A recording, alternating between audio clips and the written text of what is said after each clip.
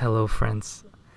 Last week the last panel from Hell took place before the game's release, and they posted an update 21 to elaborate on things that were said during the presentation and some new information, and I would like to recap a few things that were interesting to me.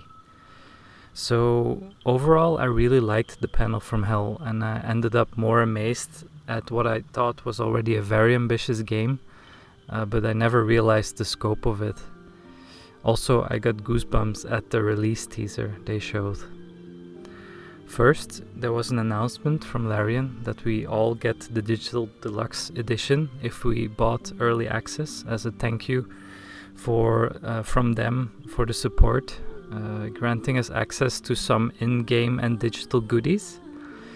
Also, the PC Digital Deluxe Edition does not include the 72-hour head start, which would have essentially made the game's release at July 31st.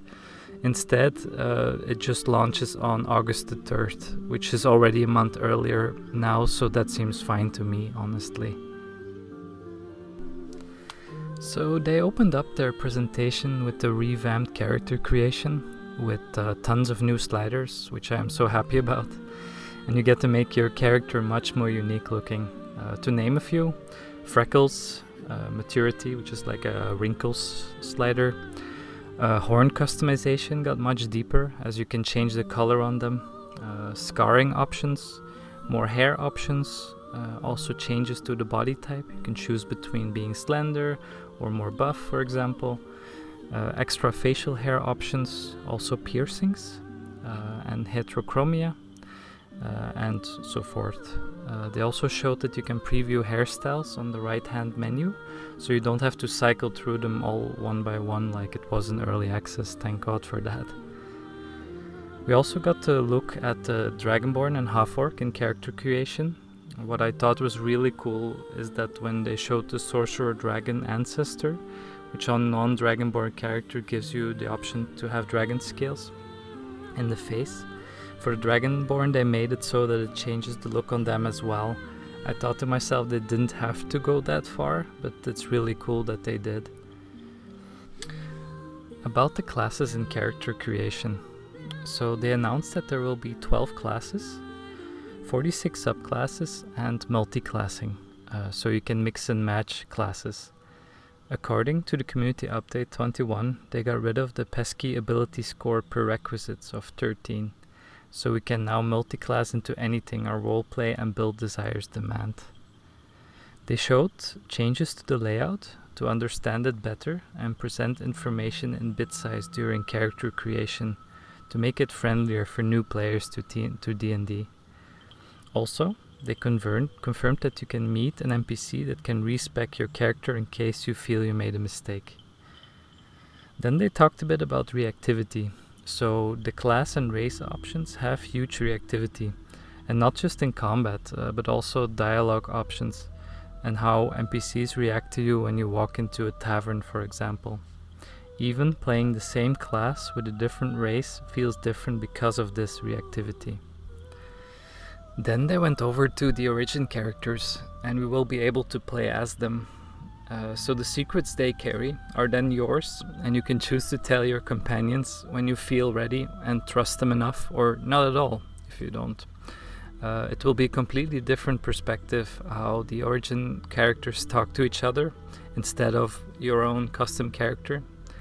They also showed a scene from a dream sequence you can have if you, for example, pick Astarion, and these are uniquely to the origin characters. Then they showed the Dark Urge playthrough, which is a character you can create with its own unique story and a new way to experience the game. It's a fully customizable character. You start off waking up and you don't know what you are, but you have this urge to do bad things. This urge is narrated perfectly by this female narrator voice, and it gave me light Jason vibes from Friday the 13th, and I thought it was kind of cool. However, you resist the urge and you can still become a hero, but the game allows you the freedom to your choices after all, but it might be more tempting and challenging to do so. During playthrough, they also showed changes to how portals look and changes to the Gale introduction scene. For the other characters who will be able to recruit that were showcased was Karlak. She's a good character, although she swears a lot. She has a special rage effect that puts her on fire, and she's also an origin character. Then we also have Halsin, Minsk, Bintara, and Jahira, which are recruitable but not origin characters. Then Will's story has been rewritten. Will is an interesting character with a complicated story, and they weren't happy with it, so they redid it. Paths within Will's story can diverge very early, and I will not go more deeper into this because of spoilers. Hirelings are also available to us now. These are 12 hirelings for us to recruit, one for each class. Each has their own name, visuals, and race, and they can be respec'd at any time. I am not sure if that means we can respec them into other classes, although I don't think so. The names and portraits can be found on this image in the community updates. I am definitely getting Sir Fuzzalump in my party. How about you guys? They showed camp clothes, which is awesome and more immersive. Imagine sleeping in full armor. So these are much more comfortable. We will be able to find more clothes on our adventures or shop for them in stores, and we can dye them as well. We can also wear camp clothes in spite of the name outside of camp, which is great. But much more importantly, cloaks have been added, so we will be able to adventure in true fellowship style. Romance and relationships. A large part of the presentation was about available romances, and they want to make it not in the way like you do a quest and have a sex scene, but more like it is in real life, which means struggles, changes and growth, and at times the outcome will be unexpected.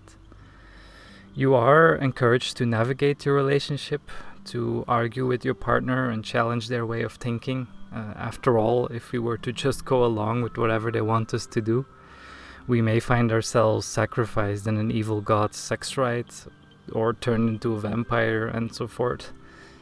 They also mentioned that some party members would be okay with polyamory as well. The way you behave in the world also matters if it comes to romance and relationships. Party members don't follow you blindly. They do so by choice, but can also surprisingly go on a dark path for you if they like you enough. They showed some gameplay where the main character goes on a date with Karlak and meets some of Karlak's friends as well, and how they react to the protagonist also. A little thing of note here was that we could see the campsite in the city for a brief moment. Then there was an intimate scene with Asterion and a certain druid. I am glad it was included because it is a real proof of the wide range and depth, and it poses a good question. What if you live in a fantasy world with shape-shifting abilities, for example? What does that mean for intimacy? Then next was combat. They went over the difficulty options. Story mode, which is the easy mode, just to experience the story mainly and not to be challenged too much in combat. Then there is the normal mode, which is a balanced mode which we have been playing in early access. And there is tactician mode, which is the hard mode of the game, which is much more challenging. They made changes to HP, the player is easier to hit, or being hit by the AI. The AI is also smarter, and will also try to break concentration spells, for example.